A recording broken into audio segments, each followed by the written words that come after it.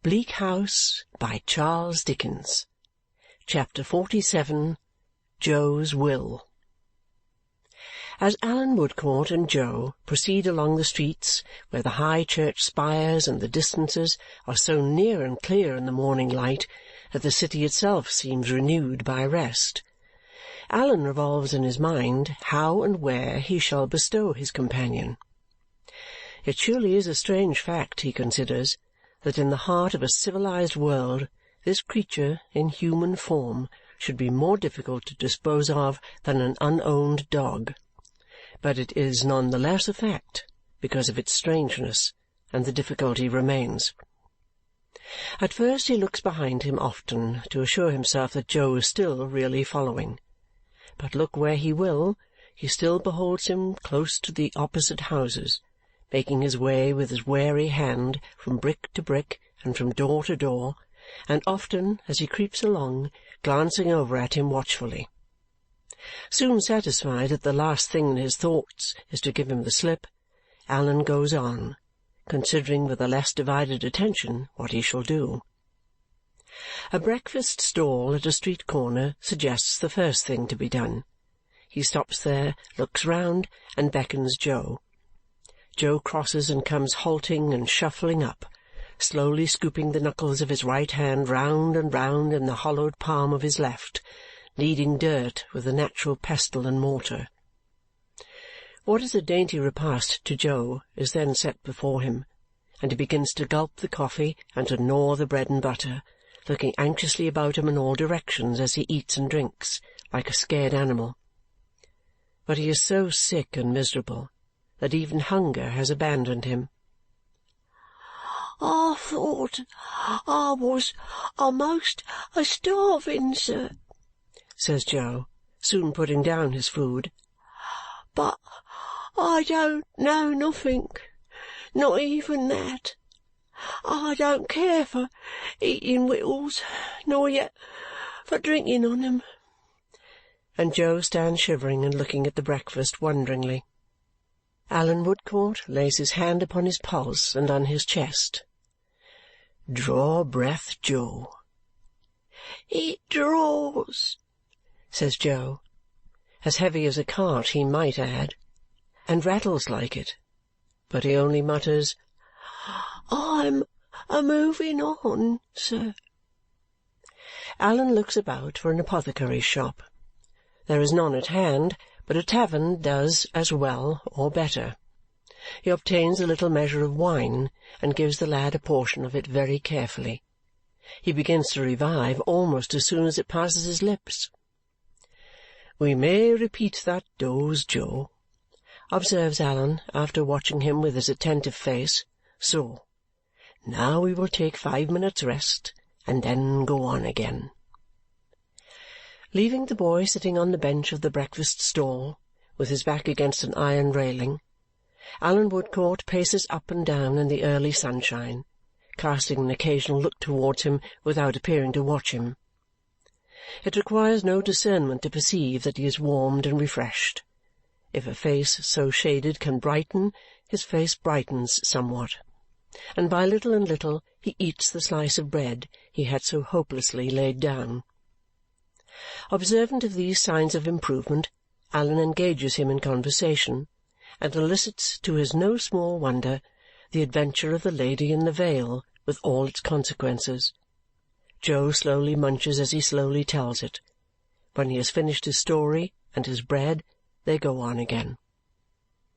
Intending to refer his difficulty in finding a temporary place of refuge for the boy to his old patient, zealous little Miss Flite, Allan leads the way to the court where he and Jo first foregathered.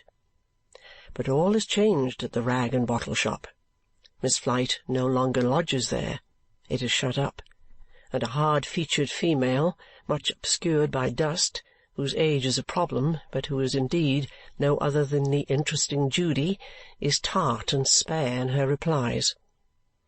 These sufficing, however, to inform the visitor that Miss Flite and her birds are domiciled with a Mrs. Blinder in Bell Yard, he repairs to that neighbouring place, where Miss Flite, who rises early that she may be punctual at the divan of justice held by her excellent friend the Chancellor, comes running downstairs with tears of welcome and with open arms. "My dear physician," cries Miss Flite, "my meritorious, distinguished, honourable officer!" She uses some odd expressions, but is as cordial and full of heart as sanity itself can be, more so than it often is. Allan, very patient with her, waits until she has no more raptures to express, then points out Jo, trembling in a doorway, and tells her how he comes there. "Where can I lodge him hereabouts for the present? Now, you have a fund of knowledge and good sense, and can advise me." Miss Flite, mighty proud of the compliment, sets herself to consider, but it is long before a bright thought occurs to her. Mrs. Blinder is entirely let, and she herself occupies poor Gridley's room. "Gridley!"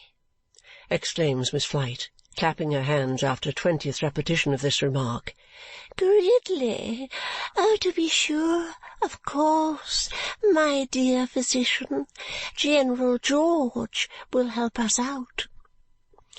It is hopeless to ask for any information about General George, and would be, though Miss Flite had not already run upstairs to put on her pinched bonnet and her poor little shawl, and to arm herself with a reticule of documents. But as she informs her physician in her disjointed manner, on coming down in full array, that General George, whom she often calls upon, knows her dear Fitz Jarndyce, and takes a great interest in all connected with her, Allan is induced to think that they may be in the right way. So he tells Jo, for his encouragement, that this walking about will soon be over now, and they repair to the General's. Fortunately, it is not far. From the exterior of George's shooting gallery and the long entry and the bare perspective beyond it, Allan Woodcourt augurs well. He also descries promise in the figure of Mr. George himself, striding towards them in his morning exercise with his pipe in his mouth, no stock on, and his muscular arms, developed by broadsword and dumbbell, weightily asserting themselves through his light shirt-sleeves. "Your servant, sir," says Mr. George, with a military salute. Good-humouredly smiling all over his broad forehead up into his crisp hair, he then defers to Miss Flite, as, with great stateliness and at some length, she performs the courtly ceremony of presentation. He winds it up with another "Your servant, sir," and another salute. "Excuse me, sir. A sailor, I believe," says Mr. George. "I am proud to find I have the air of one," returns Allan, "but I am only a sea-going doctor." "Indeed, sir. I should have thought you was a regular blue jacket myself." Allan hopes Mr. George will forgive his intrusion the more readily on that account, and particularly that he will not lay aside his pipe, which, in his politeness, he has testified some intention of doing. "You're very good, sir," returns the trooper. "As I know by experience that it's not disagreeable to Miss Flite, and since it's equally agreeable to yourself," and finishes the sentence by putting it between his lips again. Allan proceeds to tell him all he knows about Jo, unto which the trooper listens with a grave face. "And that's the lad, sir, is it?" he inquires, looking along the entry to where Jo stands, staring up at the great letters on the whitewashed front, which have no meaning in his eyes. "That's he," says Allan. "And Mr. George, I am in this difficulty about him. I am unwilling to place him in a hospital, even if I could procure him immediate admission, because I foresee that he would not stay there many hours if he could be so much as got there. The same objection applies to a workhouse. Supposing I had the patients to be evaded and shirked, and handed about from post to pillar in trying to get him into one, which is a system that I don't take kindly to." "No man does, sir," returns Mr. George. "I am convinced that he would not remain in either place, because he is possessed by an extraordinary terror of this person who ordered him to keep out of the way. in his ignorance, he believes this person to be everywhere and cognizant of everything. "I ask your pardon, sir," says Mr. George, "but you've not mentioned that party's name. Is it a secret, sir?" "The boy makes it one, but his name is Bucket." "Bucket, the detective, sir?" "The same man." "The man is known to me, sir," returns the trooper, after blowing out a cloud of smoke and squaring his chest, "and the boy is so far correct that he undoubtedly is a rum customer." Mr. George smokes with a profound meaning after this and surveys Miss Flite in silence. "Now I wish Mr. Jarndyce and Miss Summerson at least to know that this Jo, who tells so strange a story, has reappeared, and to have it in their power to speak with him if they should desire to do so. Therefore I want to get him, for the present moment, into any poor lodging kept by decent people, where he would be admitted. Decent people and Jo, Mr. George," says Allan, following the direction of the trooper's eyes along the entry, "have not been much acquainted, as you see. Hence the difficulty. Do you happen to know any one in this neighbourhood who would receive him for a while on my paying for him beforehand?" As he puts the question, he becomes aware of a dirty-faced little man standing at the trooper's elbow and looking up, with an oddly twisted figure and countenance, into the trooper's face. After a few more puffs at his pipe, the trooper looks down askant at the little man, and the little man winks up at the trooper. "Well, sir," says Mr. George, "I can assure you that I would willingly be knocked on the head at any time if it would be at all agreeable to Miss Summerson, and consequently I esteem it a privilege to do that young lady any service, however small. We are naturally in the vagabond way here, sir, both myself and Phil. You see what the place is. You're welcome to a quiet corner of it for the boy, if the same would meet your views. No charge made, except for rations. We are not in a flourishing state of circumstances here, sir. We are liable to be tumbled out, neck and crop, at a moment's notice. However, sir, such as the place is, and so long as it lasts, here it is at your service." With a comprehensive wave of his pipe, Mr. George places the whole building at his visitor's disposal. "I take it for granted, sir," he adds, "you being one of the medical staff, that there is no present infection about this unfortunate subject." Allan is quite sure of it. "Because, sir," says Mr. George, shaking his head sorrowfully, "we have had enough of that." His tone is no less sorrowfully echoed by his new acquaintance. "Still, I am bound to tell you," observes Allan, after repeating his former assurance, "that the boy is deplorably low and reduced, and that he may be, I do not say that he is, too far gone to recover." "Do you consider him in present danger, sir?" inquires the trooper. "Yes, I fear so." "Then, sir," returns the trooper in a decisive manner, "it appears to me, being naturally in the vagabond way myself, that the sooner he comes out of the street the better. You, Phil, bring him in." Mr. Squod tacks out, all on one side, to execute the word of command, and the trooper, having smoked his pipe, lays it by. Jo is brought in. He is not one of Mrs. Pardiggle's Tockahoopo Indians. He is not one of Mrs. Jellyby's lambs. Being wholly unconnected with Borrioboola Gha, he is not softened by distance and unfamiliarity. He is not a genuine foreign-grown savage. He is the ordinary home-made article. Dirty, ugly, disagreeable to all the senses, in body a common creature of the common streets, only in soul a heathen. Homely filth begrimes him, homely parasites devour him, homely sores are in him, homely rags are on him. Native ignorance, the growth of English soil and climate, sinks his immortal nature lower than the beasts that perish. Stand forth, Jo, in uncompromising colours. From the sole of thy foot to the crown of thy head, there is nothing interesting about thee. He shuffles slowly into Mr. George's gallery and stands, huddled together in a bundle, looking all about the floor. He seems to know that they have an inclination to shrink from him, partly for what he is and partly for what he has caused. He, too, shrinks from them. He is not of the same order of things, not of the same place in creation. He is of no order and no place, neither of the beasts nor of humanity. "Look here, Jo," says Allan. "This is Mr. George." Jo searches the floor for some time longer. Then he looks up for a moment, and then down again. "He is a kind friend to you, for he is going to give you lodging-room here." Jo makes a scoop with one hand, which is supposed to be a bow. After a little more consideration and some backing and changing of the foot on which he rests, he mutters that he is "wery thankful." "You are quite safe here. All you have to do at present is to be obedient and to get strong. And mind you tell us the truth here, whatever you do, Jo."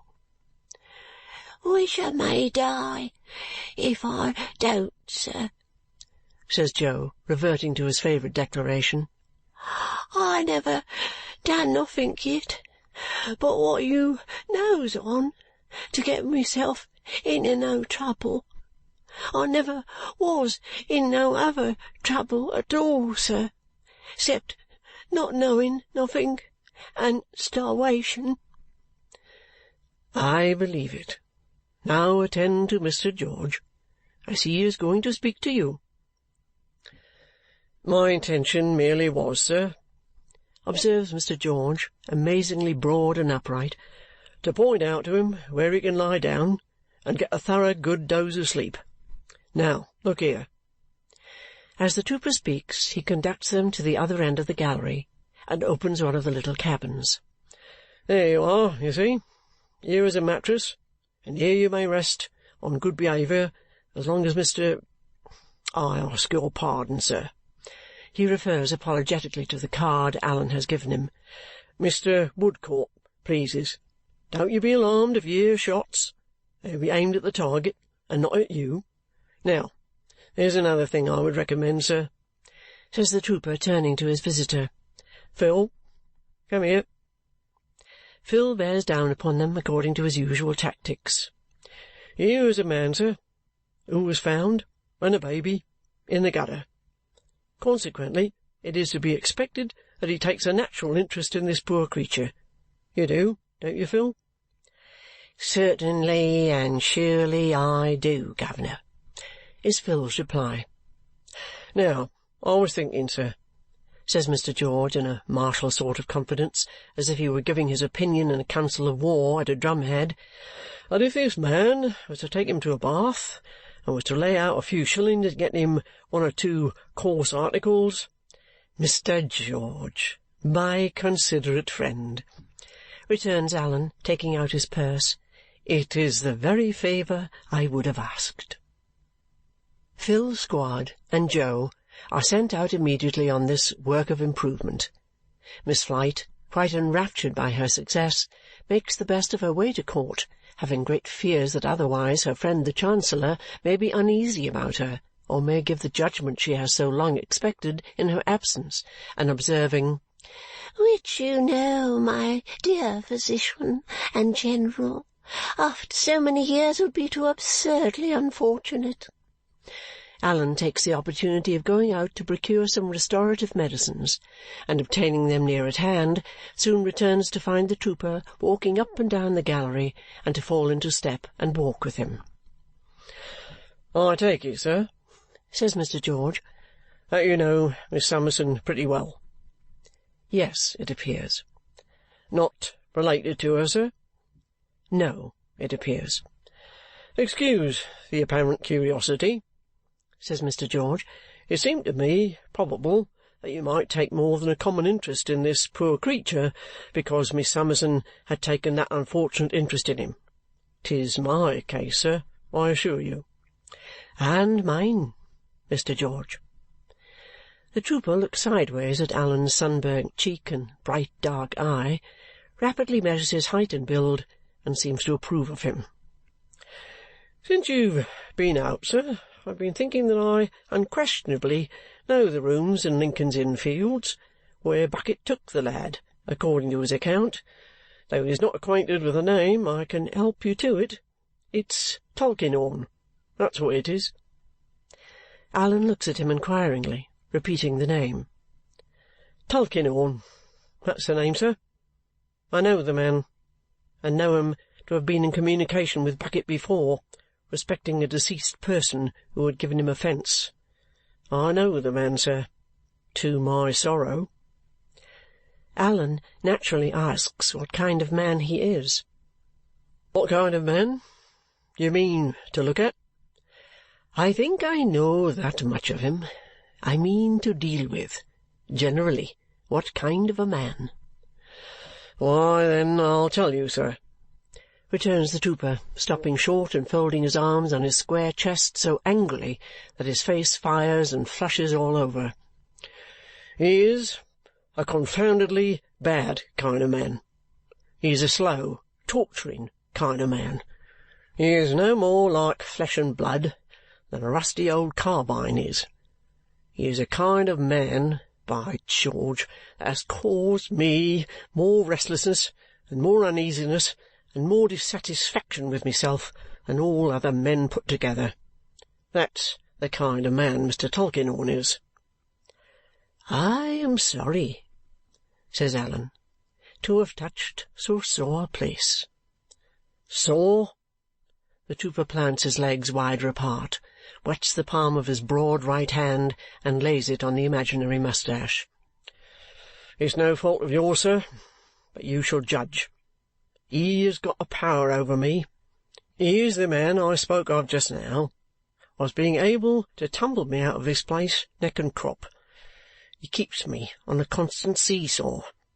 He won't hold off, and he won't come on. If I have a payment to make him, or time to ask him for, or anything to go to him about, he don't see me, don't hear me, passes me on to Melchizedek's in Clifford's Inn. Melchizedek's in Clifford's Inn passes me back again to him. He keeps me prowling and dangling about him as if I was made of the same stone as himself. Why, I spend half my life now pretty well loitering and dodging about his door. What does he care? Nothing. Just as much as the rusty old carbine I have compared him to. He chafes and goads me till... nonsense. I'm forgetting myself, Mr. Woodcourt." The trooper resumes his march. "All I can say is, he is an old man, but I am glad I shall never have the chance of setting spurs to my horse and riding at him in a fair field, for if I had that chance in one of the humours he drives me into, he'd go down, sir." Mr. George has been so excited that he finds it necessary to wipe his forehead on his shirt-sleeve. Even while he whistles his impetuosity away with the national anthem, some involuntary shakings of his head and heavings of his chest still linger behind, not to mention an occasional hasty adjustment with both hands of his open shirt-collar, as if it were scarcely open enough to prevent his being troubled by a choking sensation. In short, Allan Woodcourt has not much doubt about the going down of Mr. Tulkinghorn on the field referred to. Jo and his conductor presently return, and Jo is assisted to his mattress by the careful Phil, to whom, after due administration of medicine by his own hands, Allan confides all needful means and instructions. The morning is by this time getting on apace. He repairs to his lodgings to dress and breakfast, and then, without seeking rest, goes away to Mr. Jarndyce to communicate his discovery. With him Mr. Jarndyce returns alone, confidentially telling him that there are reasons for keeping this matter very quiet indeed and showing a serious interest in it. To Mr. Jarndyce Jo repeats in substance what he said in the morning, without any material variation. Only that cart of his is heavier to draw, and draws with a hollower sound. Let me lay here quiet and not be chivied no more," falters Jo, "and be so kind any person as is a passing nigh where I used fur to sleep, as jist to say to Mr. Snagsby that Jo, what he known once, is a-moving on right for'ards with his duty, and I'll be wery thankful. I'd be more thankful than I am already if it was anyways possible for an unfortunate to be it." He makes so many of these references to the law stationer in the course of a day or two that Allan, after conferring with Mr. Jarndyce, good-naturedly resolves to call in Cook's Court the rather as the cart seems to be breaking down. To Cook's Court, therefore, he repairs. Mr. Snagsby is behind his counter in his grey coat and sleeves, inspecting an indenture of several skins which has just come in from the engrosser's, an immense desert of law-hand and parchment, with here and there a resting-place of a few large letters to break the awful monotony and save the traveller from despair. Mr. Snagsby puts up at one of these inky wells and greets the stranger with his cough of general preparation for business. "You don't remember me, Mr. Snagsby?" The stationer's heart begins to thump heavily, for his old apprehensions have never abated. It is as much as he can do to answer. "No, sir, I can't say I do. I should have considered, not to put too fine a point upon it, that I never saw you before, sir." "Twice before," says Allan Woodcourt. "Once at a poor bedside, and once—" It's come at last, thinks the afflicted stationer, as recollection breaks upon him.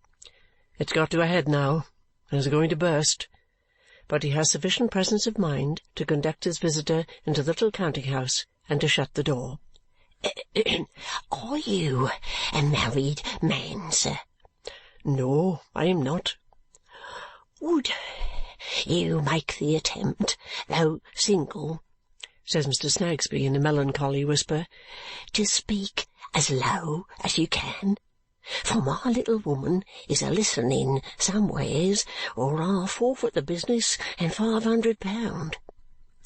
In deep dejection, Mr. Snagsby sits down on his stool with his back against his desk, protesting, "I never had a secret of my own, sir. I can't charge my memory with ever having once attempted to deceive my little woman on my own account since she named a day. I wouldn't have done it, sir. Not to put too fine a point upon it, I couldn't have done it. I dursn't have done it. Whereas, and nevertheless, I find myself wrapped round with secrecy and mystery, till my life is a burden to me." His visitor professes his regret to hear it, and asks him does he remember Jo.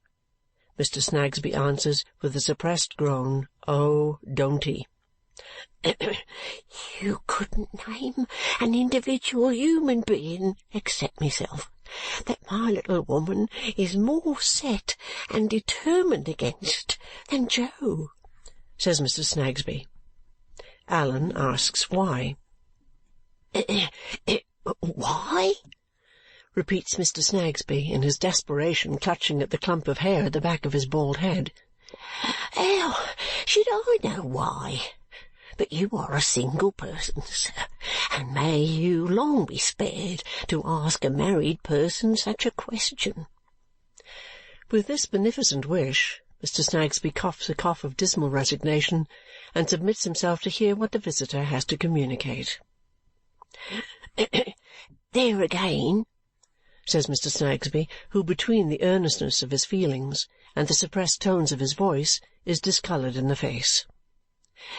"At it again, in a new direction. A certain person charges me in the solemnest way not to talk of Jo to any one, even my little woman. Then comes another certain person, in the person of yourself, and charges me in an equally solemn way not to mention, Jo, to that other certain person above all other persons. Why, this is a private asylum. Why, not to put too fine a point upon it, this is Bedlam, sir," says Mr. Snagsby. But it is better than he expected after all, being no explosion of the mine below him or deepening of the pit into which he has fallen, and being tender-hearted and affected by the account he hears of Jo's condition, he readily engages to look around as early in the evening as he can manage it quietly. He looks round very quietly when the evening comes, but it may turn out that Mrs. Snagsby is as quiet a manager as he is. Jo is very glad to see his old friend, and says, when they are left alone, that he takes it uncommon kind as Mr. Snagsby should come so far out of his way on accounts of sich as him. Mr. Snagsby, touched by the spectacle before him, immediately lays upon the table half-a-crown, that magic balsam of his for all kinds of wounds. "And how do you find yourself, my poor lad?" inquires the stationer with his cough of sympathy. "I'm in luck, Mr. Snagsby, I am," returns Jo. "and don't want for nothink. I'm more comfortabler nor you can't think, Mr. Snagsby. I'm wery sorry that I done it, but I didn't go for to do it, sir." The stationer softly lays down another half-crown and asks him what it is that he is sorry for having done. "Mr.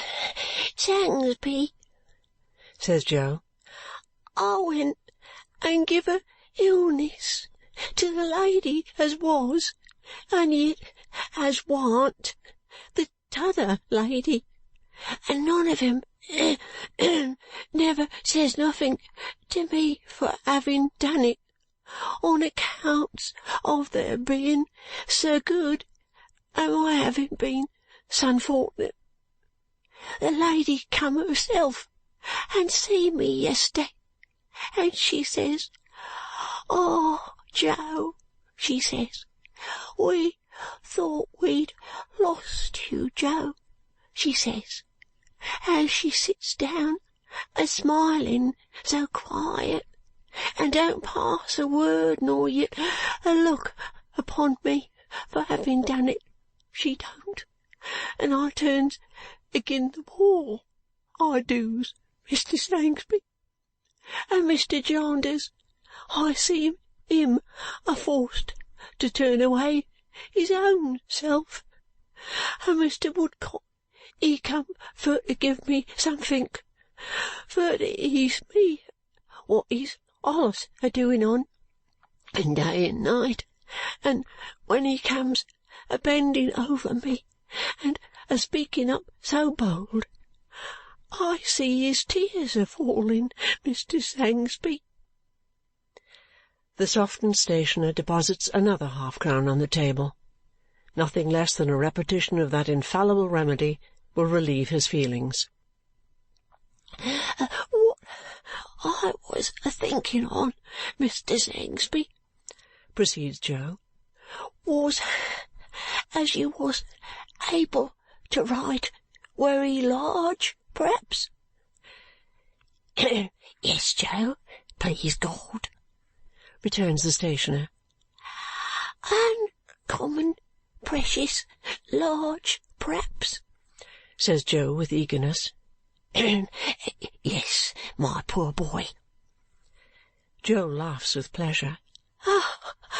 What I was a-thinking on then, Mr. Snagsby, was that when I was moved on as fur as ever I could go, and couldn't be moved no furder, whether you might be so good, perhaps, as to write out wery large, so that any one could see it anywheres, as that I was wery truly hearty sorry that I done it, and that I never went fur to do it, and that though I didn't know nothink at all, I knowed as Mr. Woodcock once cried over it and was allus grieved over it, and that I hoped as he'd be able to forgive me in his mind, if the writing could be made to say it very large,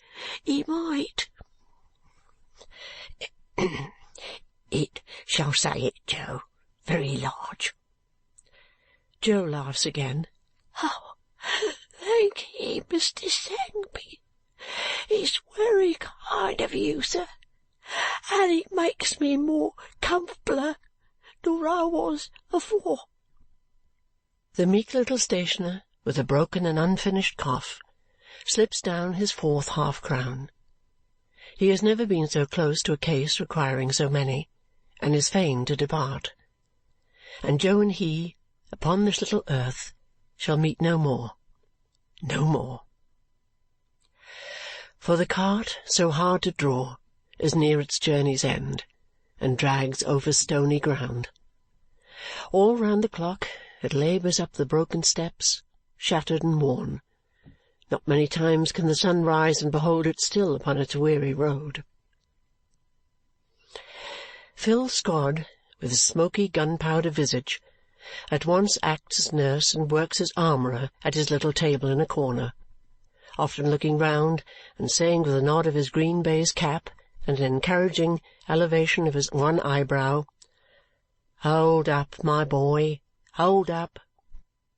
There, too, is Mr. Jarndyce many a time, and Allan Woodcourt almost always, both thinking much how strangely fate has entangled this rough outcast in the web of very different lives.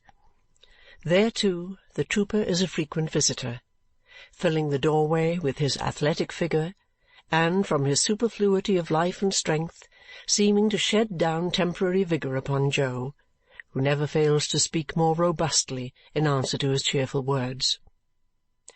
Jo is in a sleep or in a stupor to-day, and Allan Woodcourt, newly arrived, stands by him looking down upon his wasted form.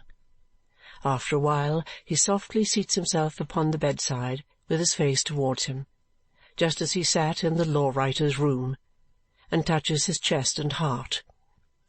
The cart had very nearly given up, but labours on a little more. The trooper stands in the doorway, still and silent. Phil has stopped in a low clinking noise with his little hammer in his hand. Mr. Woodcourt looks round with that grave professional interest and attention on his face, and glancing significantly at the trooper, signs to Phil to carry his table out.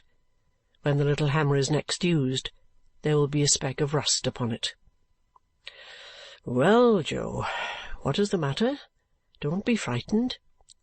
"I thought," says Jo, who has started and is looking round, "I thought I was in Tom all Alone's again. Ain't there nobody here but you, Mr. Woodcourt?" "Nobody." "And I ain't took back to Tom all Alone's, am I, sir?" "No." Jo closes his eyes, muttering, "I'm very thankful." After watching him closely a little while, Allan puts his mouth very near his ear and says to him in a low, distinct voice, "Jo, did you ever know a prayer?" "Never knowed nothink, sir." "Not so much as one short prayer?"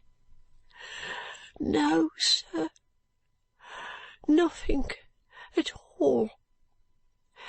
Mr. Chadbands, he was a praying wunst at Mr. Snagsby's, and I heard him, but he sounded as if he was a-speaking to hisself and not to me. He prayed a lot, but I couldn't make out nothink on it. Different times there was another gentleman come down Tom all Alone's a-praying, but they almostly said as the t'other ones prayed wrong, and all mostly sounding to be a-talking to theirselves, or a-passing blame on the t'others, and not a-talking to us. We never knowed nothink. I never knowed what it was all about." It takes him a long time to say this, and few but an experienced and attentive listener could hear, or, hearing, understand him. After a short relapse into sleep or stupor, he makes, of a sudden, a strong effort to get out of bed. "Stay, Jo. What now?" "It's time for me to go to that there burying ground, sir," he returns with a wild look. "Lie down and tell me. What burying ground, Jo?" "Where they laid him as was wery good to me. Very good to me indeed he was. It's time for me to go down to that there burying ground, sir, and ask to be put along with him. I wants to go there and be buried. He used for to say to me, 'I am as poor as you to-day, Jo,' he says. I wants to tell him that I am as poor as him now, and have come there to be laid along with him." "By and by, Jo, by and by." Perhaps they wouldn't do it if I was to go myself. But will you promise to have me took there, sir, and laid along with him? "I will, indeed." Thank'ee, sir, thank'ee, sir. They'll have to get the key of the gate afore they can take me in, for it's allus locked, and there's a step there as I used for to clean with me broom. It's turned very dark, sir. Is there any light a-coming?" "It is coming fast, Jo. Fast. The cart is shaken all to pieces, and the rugged road is very near its end. Jo, my poor fellow." "I hear you, sir, in the dark, but I'm a-groping. Let me catch hold of your hand." "Jo, can you say what I say?"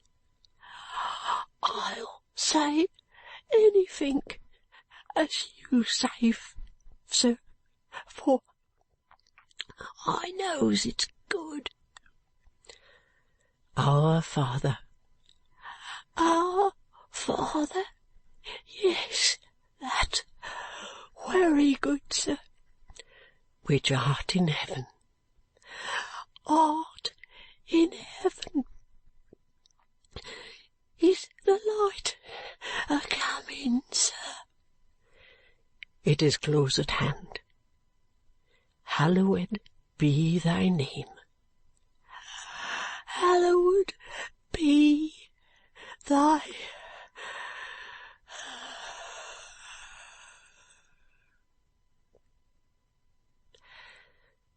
The light is come upon the dark benighted way. Dead. Dead, your Majesty. Dead, my lords and gentlemen. Dead, right reverends and wrong reverends of every order. Dead, men and women, born with heavenly compassion in your hearts, and dying thus around us every day. Chapter 47.